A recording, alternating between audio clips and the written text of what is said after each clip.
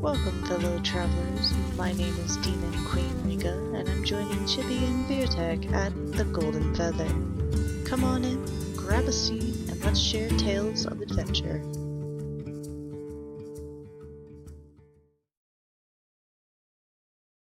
But of course, the most important topic of all is our guest.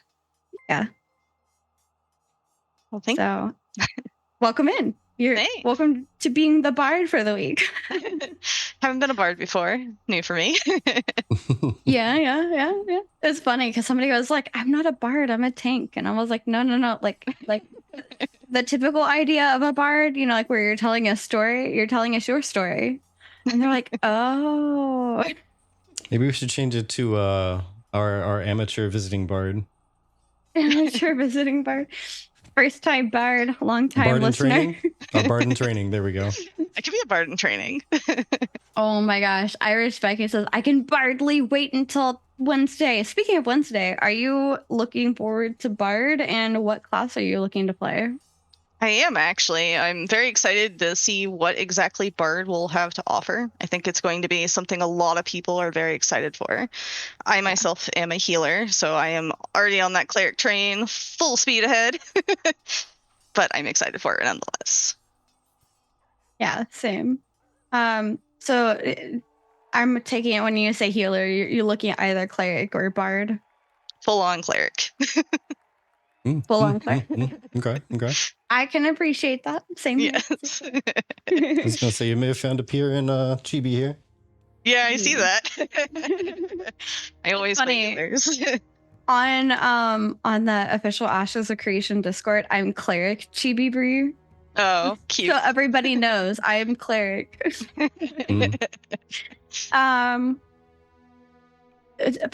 Is it too late to join the beta?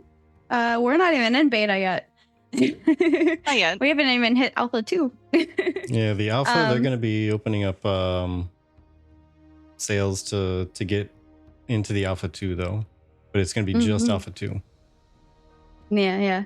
Cleric high priest, nice Yolis. I don't know about that, Viking. I don't know. But yeah, anyway, I was going to ask, what is Pandemonium? How did you come up with that name? And is it Ashes of Creation specific, or is it from another game? So Pandemonium is going to be a Tulnar specific guild. You're going to try to have at least 95% Tulnar. Okay. It was kind of a weird thing how it happens. Most are. I actually picked up a alpha package probably, I think 3 years ago now. It feels like forever ago. But I was looking at human just because, good old-fashioned human, very general, very useful. Everybody can play it, no big deal. But there were already quite a few already around for role players and PvE alike. So I started looking at other things, and I got some interest in the lore of Tulnar. The Pandemonium name actually came from two things. One, ashes, of course, but also because Tulnar can be so many different types of creatures. It's going to be chaos. You're going to look at so many different things. You'll never know what type of creature you're going to find in the guild or in the node when it becomes one. Fair. Fair. And it's not only ashes. I'm very small for a guild at the moment, but I have a lot of core players that came with me from Final Fantasy or WoW. Mostly WoW is when we started. We've just kind of gotten bigger and bigger. Some aren't in the Discord yet because they're a bit shy. I'll drag them to ashes yet. It'll happen. But that's where we are currently. We have a couple people in our Nexus guild that we're hoping to drag into ashes as well. Yeah. Fair. That's the tricky part about getting a guild together so far before the official launch of a game, right? Mm-hmm. Trying to keep people active and engaged by playing other games, and so you pick up new guild members in those games, and next thing you know, they're like, what is Ashes even 6 months later after they join? Yep, that's been happening a lot lately. They're like, okay, so you said you're over in Ashes. You said that you're in like an admin for one of the roleplay Discords. Tell me what it is. Come on, out with it. Role play. Yes, please. Yes. But yeah, real Stim Shady. We are waiting for the next dev stream, which is soon, TM. And we will hopefully be getting an announcement for the Alpha 2 date. And I don't know if they're going to be giving us the key announcement for that, for purchasable timeframes and or cost. But we're kind of on standby for that at the moment as well. But also more importantly, getting to know about the Bard. So very excited. Something that they've teased us a couple of times with. Yes. So very excited to see how that actually turns out. What kind of things does Pandemonium intend to do in Ashes? Okay. Pandemonium is going to be a divine node. We are going full into religion. We are hoping to take a node within, of course, the Underrealm where we're from. Hopefully, since we're divine node, we can look into that special raid we hear at Metropolis level. That's the hope. Get into the crypts. It'll be fun. We are, of course, PvE centered, but we love our roleplay. But most of the people in there, we just really want to get in there and experience the content. Most of our wants are, of course, we're tired of how MMOs are, much like everyone else. You just want it to get immersed. You want to get in there, and that's not what a lot of them do anymore. Right. That's fair. You said your PvE focus was RP. How do you think Pandemonium will overcome the obstacles of open world PvP and the different kind of difficulties that brings? Yeah, so yeah, no, definitely. We are still gonna do PvP. It's just more of, we're not going after the game with the idea of, oh, PvP is our end game. We very much are raid centered people. We want to do dungeons and raids. PvP will happen. You will not take our node from us, so we will not back down on that. There will be some fun for PvP. I feel very much that PvP does go hand in hand with PV a lot. You can't really experience a full game without doing so, especially with Ashes. So it's definitely not that we aren't prepared for it, and we are all pretty organized people, so I'm not overly concerned in that regard. I just don't feel that we're centered that way. Yeah, that makes sense. Makes sense. I know that Vertec, you've spoken a couple of times on your worries about open world PvP and how that's going to affect PvE players. So I'd be very curious to, even like after Alpha 2, kind of get your thoughts on how you guys are experiencing testing in Alpha 2 with open world PvP as primarily a PvE focused guild, and how a lot of your guild mates are feeling about that, your guild members.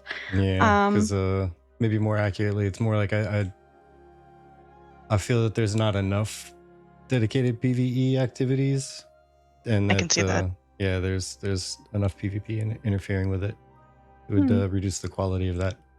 Yeah, I can see that. PvP is going to be a big struggle, especially for PvE centered people or focused. They're going to get it whether they want it or not, most likely. Yeah. So it'd be really cool to have like you back on a little bit after to see how your guild feels about everything. I mainly say that because a lot of people that I know, they're all super into PvP or PvX, so it's hard to find other PvE players that are getting that experience. But Vertec, do you have any questions before I just keep asking? I want to give you a chance to ask them too. Oh, I'm good. You were on a roll. If you have others, I am on a roll. You're asking some good ones. I'm going. By all means. Alrighty. So another question that I have for you is, I'm gonna hold off on like the big question because that's gonna take us into the rest of the podcast. But why Ashes of Creation? What about Ashes of Creation kind of inspired you to start following? Yeah, so I did find it when it was still a Kickstarter. I wish I would have backed it right before it wasn't anymore. But I was kind of watching it for a while. I had kind of gotten burned out on WoW and Final Fantasy. I was switching over to like ESO and Guild Wars, just trying to find somewhere that was itching what I wanted. I just couldn't really find it. I watched the Kickstarter for a while. I kind of just like lingered around, kind of just curious to see if it was going to maybe be a better BDO, so to speak. Like, oh, maybe it'll be like Black Desert, open world. I can go and have PvE stuff, but maybe it won't be as brutal in the PvP. But as I kind of kept watching like the various streams and stuff, I was like, actually, maybe this is what I was looking for. And then I started dragging my guildies into it. So we have quite a few backers also around the time that I did. So I think we have 3 or 4 that got behind it right when I did. Nice. Okay. Yeah, that's because I mean, I met not only Vertex through Ashes of Creation, but my entire guild through Ashes of Creation.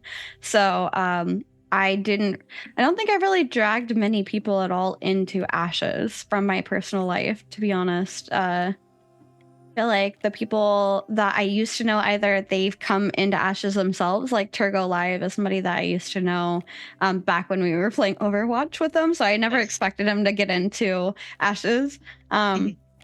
Although he has gotten into World of Warcraft, so that kind of progression makes sense. But outside of that, like the only other person I can think of might be like my dad. But all my other like friends and family, they're just not really into video games the way that I am. And I'm like, that's fine. I have my friends online. We're fine. What does recruitment look like for you in Alpha 2 or beyond? Like, is recruitment a priority during Alpha 2? Are you just using it to test out how you want to run the guild? So I think right now it's kind of, I guess the best way to put it is lazy, mostly because there isn't a lot of Tulnar info. There's a lot of people looking and kind of waiting. So I have quite a few people that I know are interested, but they're waiting to look like, oh, what are the female models of Tulnar going to look like? Well, what are the architecture of Tulnar going to look like? So they're just kind of in this waiting phase. So I haven't been aggressive with recruiting because I don't want to drag people into it that are going to be like, oh, that's not the appearance I want for my role play, or that's not the theme I want for my like story role play, or etc. Yeah. So, yeah. That makes sense. There's a lot of people like, I'm super excited for Pirate, but there's a lot of people that are like, oh, they have tarantulas. No, I think it's cute. I'm like, come on, tarantulas. That's so cool. No, I do have one question. Sure. Out of curiosity. Yes. Not sure if you have put much thought into it, or the guild as a whole has, but what do you feel that you folks might be hoping for when it comes to the Tulnar aesthetic? Like when they start to define what a Tulnar metropolis would look like, and how their existing, quote unquote, existing structures that already are hanging out maybe in the underworld are going to look like. So I think that me and my guildies have some various opinions, of course, but I think the one that sticking the most is, if Tulnar is supposed to be descendants from the original races, why can't the architecture be themed similar to the original races? So if you have like, look at just any of the base races, why can't it be like that but slightly different? Whether that's just picking up, like you said, the Alar and just being like, this is what our kingdom looks like, but then there's like a little bit of mushroom growth or like a little bit of bioluminescence going on. It could be interesting that way. I don't think that's probably going to be what happens, unfortunately, though it would be cool seeing that their roots come from the original races. The big hope that they all seem to have right now is more like a dark gothic-y or maybe like more Cthulhian look for their structures. They really want it to be creepy. They very much want it to be. I don't know what it will be, though. It could honestly be a mixed bag. It could go towards like a more Aztec feel, but who knows? I guess we'll have to wait and see. It almost seems like they're currently on a route for making it like they had to hide underground for the longest time, so that's where all their building stuff had to come from. They couldn't like mass manufacture large cement bricks or anything. Right, yeah. What it seems like so far. But we'll see. I mean, we could see a bunch of like mushroom houses, honestly. Yeah. For some reason, I don't know if you know. I mean, you said you play D&D, so I don't know if you know Critical Role very well. Yes. But when you said Call of Cthulhu, my brain went, oh, Cthulhu. My goodness. Great. No. Oh, but I wonder what kind of creatures are in the depth of the sea that, could be. Mhm. Okatawa. Okatawa. So the biggest question I have, Mhm. being that you are PvP, or not PvP, PvE, Mhm. roleplay, Right. how do you feel about transmogs?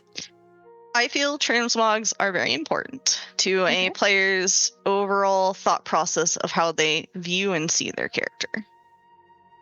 Hmm. That's a simple way of putting it, because I know where this is going. You know where this is going. But do you think that do you feel like transmogs kind of make it hard for seeing like visual progression over time, or do you think that if instead you can actually use that to show your visual progression over time? I think there's kind of two ways to look at it. So in Ashes, we do know that some appearances will be locked behind achievements that Mhm. may very well be quite hard to get. So in that case, it would definitely be a way of showing your progression, because how did you get it unless you're able to get it? Right. Another thing is, when you think of progression and transmog, the only real reason I can think of not showing transmog is if you're looking for a PvP fight. You're looking at what they're wearing to know if you outgear them so you can get in there and immediately kill them. And honestly, PvP is a risk versus reward. You should have that risk when you're running in there, regardless of being able to see what they're wearing. Right. And I think we'll get into that in a minute here. I figured. Vertec and I have some thoughts on that as well. Yeah. Yeah.